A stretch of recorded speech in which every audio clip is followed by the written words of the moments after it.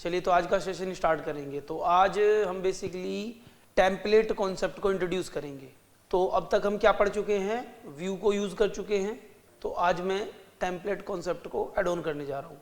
तो उसके लिए पहले समझ लेते हैं थोड़ा सा स्ट्रक्चर। तो जैसा मैं आप लोगों को बता चुका हूँ कि जेंगो किस पे काम करता है। Django is a MVT architecture based framework है ये, where MVT stands for model view template. Django एक MVT आर्किटेक्चर बेस्ड फ्रेमवर्क है।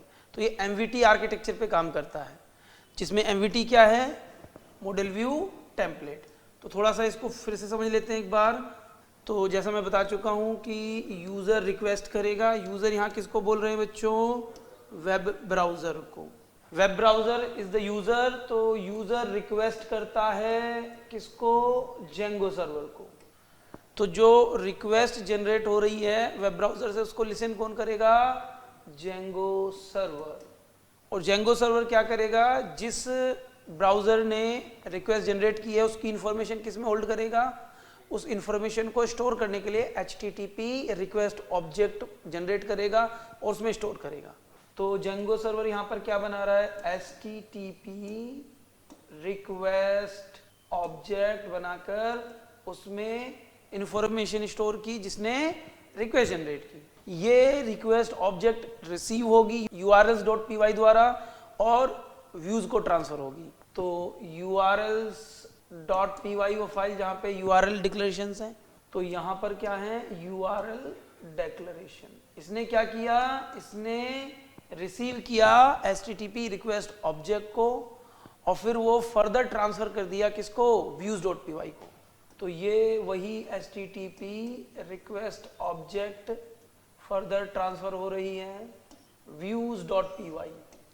views.py वो फाइल है जहाँ पर व्यूज फंक्शंस होते हैं, जिनका काम है या तो खुद से रेस्पॉन्स जनरेट करना या उस रिसोर्स को कॉल करना जो रेस्पॉन्स बना कर देगा।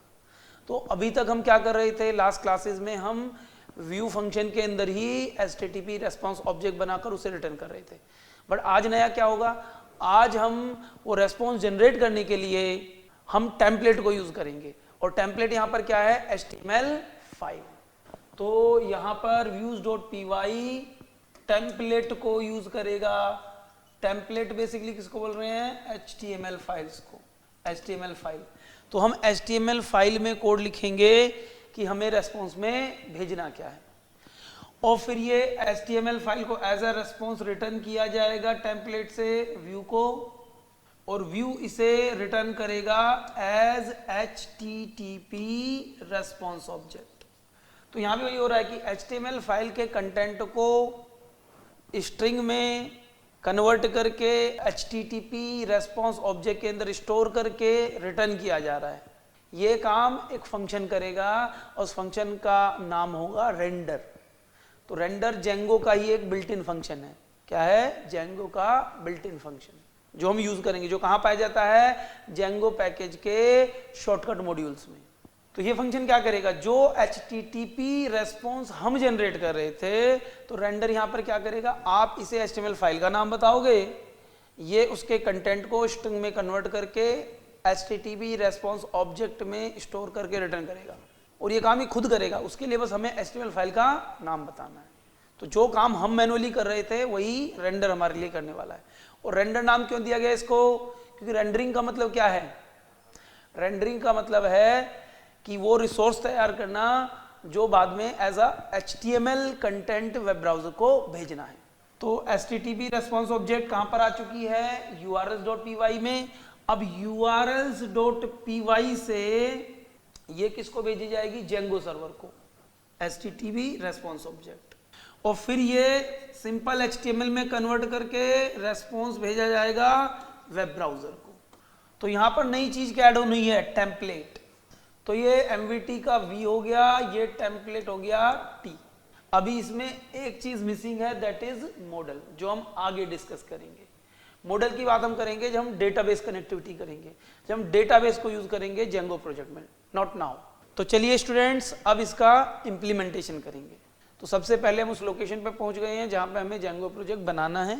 Then you will type CMD here, तो ये CMD लिखेंगे।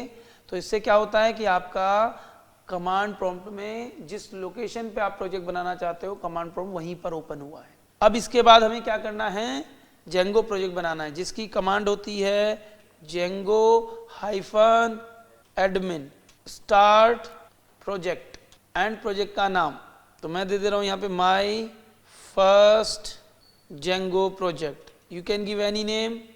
ये हमारा प्रोजेक्ट बन जाएगा, प्रोजेक्ट बन चुका है।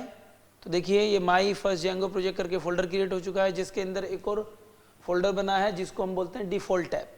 तो हम सारा काम डिफॉल्ट ऐप में नहीं करेंगे, हमें जो भी चीज़ करनी है हम उसके लिए एक अलग से ऐप बनाएंगे। तो अलग से ऐप बनाने के लिए क्या करना होगा, तो आपको जाना होगा उस फोल्डर के अंदर जहां पर manage.py है और right now we are just there. अब आपको टाइप करना होगा CMD और ऐप बनाने की कमांड होती है students Python manage.py start app और ऐप का नाम, तो मैं दे दे रहा हूं माई फर्स्ट ऐप और ये हमारी माई फर्स्ट ऐप बन चुकी है, आप देख पा रहे हैं। अब हम यहाँ पर इस ऐप के अंदर एक टेम्पलेट्स फोल्डर बनाएंगे। क्या बनाएंगे, टेम्पलेट्स फोल्डर। और टेम्पलेट्स नाम से ही बनाना है क्योंकि वो HTML फाइल को टेम्पलेट्स फोल्डर में ही सर्च करेगा। कौन, जेंगो सर्वर। तो आप यहाँ पर टेम्पलेट्स फोल्डर बनाइए।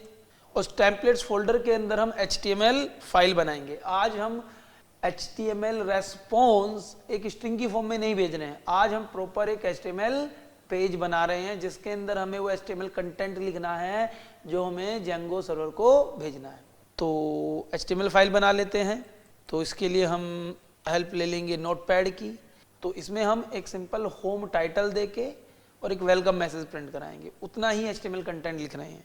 तो HTML कंटेंट लिखने के लिए सबसे पहले HTML ओपनिंग टैग और साथ में उसका क्लोजिंग टैग, फिर आएगा आपका हेड टैग जिसमें आप अपने वेब पेज का हेड सेक्शन डिफाइन करते हैं और ये इसका क्लोजिंग टैग हो गया हेड का।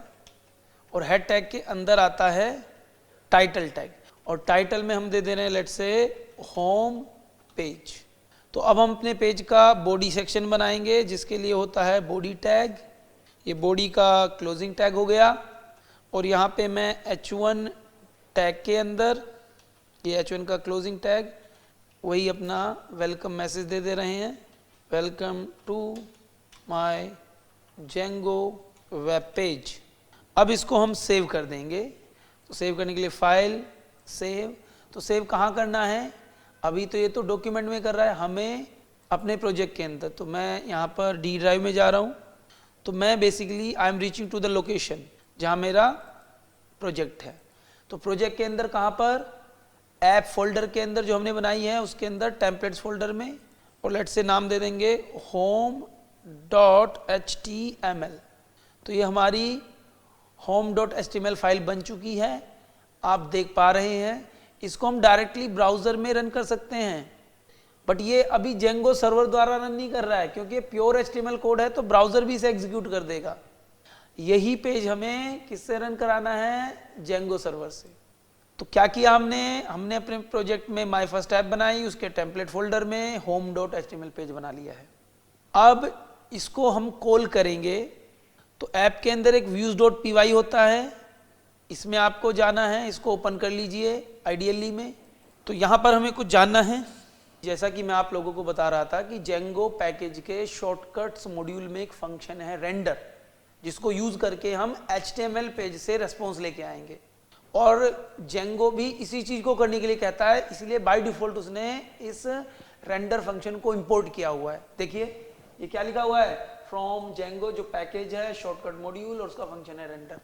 इस रेंडर फंक्शन की मदद से हम लोग क्या करेंगे, HTML पेज से रेस्पॉन्स लेके आएंगे और उसे सर्वर को भेजेंगे। उसके लिए हम यहाँ पर फंक्शन डिफाइन करेंगे। तो फंक्शन हम वैसे ही डिफाइन करेंगे जैसे अभी तक कर रहे थे। तो मैं यहाँ पर होम व्यू फंक्शन डिफाइन कर दे रहा हूँ। यहाँ हमें HTTP रेस्पॉन्स क्लास की ऑब्जेक्ट नहीं बनानी है। तो यहाँ ये जो रेंडर फंक्शन है ये खुद क्या कर रहा है, HTTP रेस्पॉन्स क्लास की ऑब्जेक्ट बनाकर उस ऑब्जेक्ट में जिस हम HTML पेज का नाम बताएंगे रेंडर फंक्शन को, उस पेज का कंटेंट स्ट्रिंग में स्टोर करके HTTP रेस्पॉन्स ऑब्जेक्ट में डाल के उस ऑब्जेक्ट का रेफरेंस रिटर्न कर रहा है। तो जो काम अब तक हम मैन्युअली कर रहे थे वही काम हमारे लिए कौन करेगा? Render function. तो ये एक शॉर्टकट दे रहा है, इसलिए इसका नाम क्या रखा गया इस मॉड्यूल का? शॉर्टकट। ओके, तो अब हमें HTTP रेस्पॉन्स ऑब्जेक्ट नहीं बनानी है। HTTP रेस्पॉन्स ऑब्जेक्ट यहां पर कौन बना रहा है हमारे लिए? Render function. तो होम व्यू फंक्शन बनाएंगे जिसमें रिक्वेस्ट पैरामीटर होगा। ये पैरामीटर का नाम है जो आप कुछ भी दे सकते हो। जो क्या रिसीव कर रहा है? जिस यूजर ने रिक्वेस्ट भेजी है उसकी इंफॉर्मेशन। किसके थ्रू? एक्चुअल में इस रिक्वेस्ट में HTTP रिक्वेस्ट ऑब्जेक्ट का रेफरेंस है और उस ऑब्जेक्ट के अंदर क्या है? उस यूजर की इंफॉर्मेशन जिसने रिक्वेस्ट की है, जनरेट। अब यहां पर हम रिटर्न करेंगे रेंडर फंक्शन को, मतलब रेंडर फंक्शन जो वैल्यू लाकर देगा रिटर्न उसे लेके जाएगा। तो यहां पर रेंडर फंक्शन में हमें दो चीजें बतानी है। पहला होगा रिक्वेस्ट पैरामीटर। तो पहले ये मांगता है उस बंदे की इंफॉर्मेशन जिसने रिक्वेस्ट जनरेट की है। तो वो इंफॉर्मेशन कहां है? HTTP रिक्वेस्ट ऑब्जेक्ट के अंदर जिसका रेफरेंस रिक्वेस्ट पैरामीटर के पास है। दूसरा, उस HTML पेज का नाम बताइए। तो HTML पेज हमने किस नाम से बनाया है? home.html।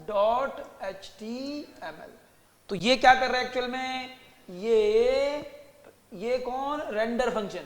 यहां पर render function HTTP response class की ऑब्जेक्ट बना रहा है बच्चों, और उस ऑब्जेक्ट के अंदर ये home.html पेज का कंटेंट डाल रहा है as a form of string और उसको रिटर्न कर रहा है।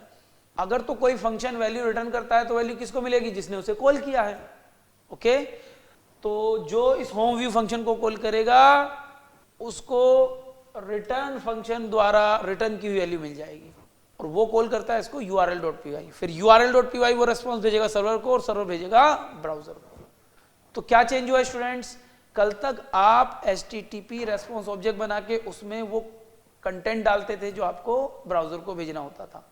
यहां आपका कंटेंट HTML फाइल में है, उस HTML फाइल का नाम रेंडर को बता रहे हो। तो रेंडर जा रहा है उस HTML फाइल के कंटेंट को निकालकर उसे स्ट्रिंग बनाकर HTTP रेस्पॉन्स ऑब्जेक्ट में स्टोर करके उसका रेफरेंस रिटर्न कर रहा है।